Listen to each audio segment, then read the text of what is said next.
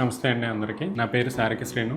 నేను రాజమండ్రి మున్సిపల్ కార్పొరేషన్లో ఎస్జిటిగా పనిచేస్తున్నాను. 12 ఇయర్స్ నుండి ఈ జాబ్ చేస్తున్నానండి. నేను ఫస్ట్ నుంచి 5th క్లాస్ వరకు, అదేవిధంగా హై స్కూల్ స్టడీ, తర్వాత జూనియర్ కాలేజ్, ఇంటర్మీడియట్ స్టడీ కూడా ఏలేశ్వరంలోనే కంప్లీట్ చేశానండి. నా బర్త్ ప్లేస్ వచ్చేసి ఏలేశ్వరం.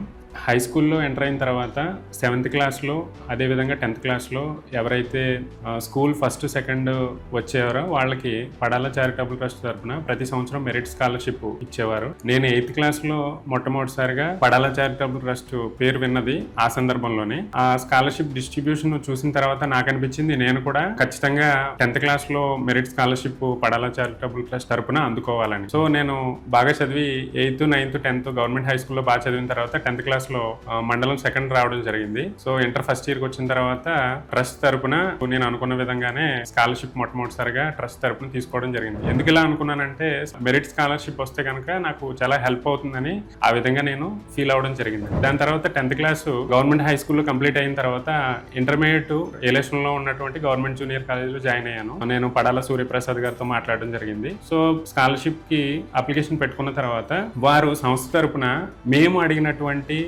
ఇంటర్మీడియట్ ఎడ్యుకేషన్ కి సంబంధించి ఫ్యాకల్టీ కొరత ఉంది కాబట్టి tuition fee, Telugu academy books very costly ఉంటాయండి, అవి ప్రొవైడ్ చేశారు. తర్వాత యూనిఫామ్, కాలేజ్ యూనిఫామ్, ఇవన్నీ కూడా ఇంటర్మీడియట్ ఫస్ట్ ఇయర్ కి సెకండ్ ఇయర్ కి ప్రొవైడ్ చేయడం జరిగింది. నేను పీసీటీ హెల్ప్ తో inter first year second year successful గా కంప్లీట్ చేశాను. పీసీటీ సహకారంతో చదువుతో కాలేజ్ సెకండ్ రావడం జరిగింది. దాంతో నేను డైట్ సెట్ రాసిన తర్వాత డిప్లొమా ఇన్ ఎడ్యుకేషన్ కర్నూలులో నాకు సీట్ రావడం జరిగిందండి 2006 లో. సీట్ వచ్చిన తర్వాత మళ్ళీ డిఎడ్ కంప్లీట్ చేయాలి, అది professional course. Padala charitable trust వారు ఇచ్చినటువంటి స్కాలర్షిప్ తోనే నేను డిఎడ్ ఫస్ట్ ఇయర్, తర్వాత డిఎడ్ సెకండ్ ఇయర్ కి ఫీజు కట్టడం, పే చేయడం జరిగింది. ఆ విధంగా నేను ఇంటర్మీడియట్ మరియు డిప్లొమా ఇన్ ఎడ్యుకేషన్ 2004 నుంచి 2008 మధ్యలో 4 ఇయర్స్ తీసుకొని నా యొక్క ఎడ్యుకేషన్ కెరీర్ ని కంటిన్యూ చేయడం జరిగింది. నేను ఎంట్రన్స్ ఎగ్జామ్ రాసి పోస్టల్ అసిస్టెంట్ గా సెలెక్ట్ అయ్యానండి. 2008 నుంచి 2012 డిసెంబర్ వరకు పోస్టల్ అసిస్టెంట్ గా పనిచేశాను. నేను పీసీటీ సహకారంతో నా యొక్క ఎడ్యుకేషన్ కంప్లీట్ చేయగలిగాను. లేదంటే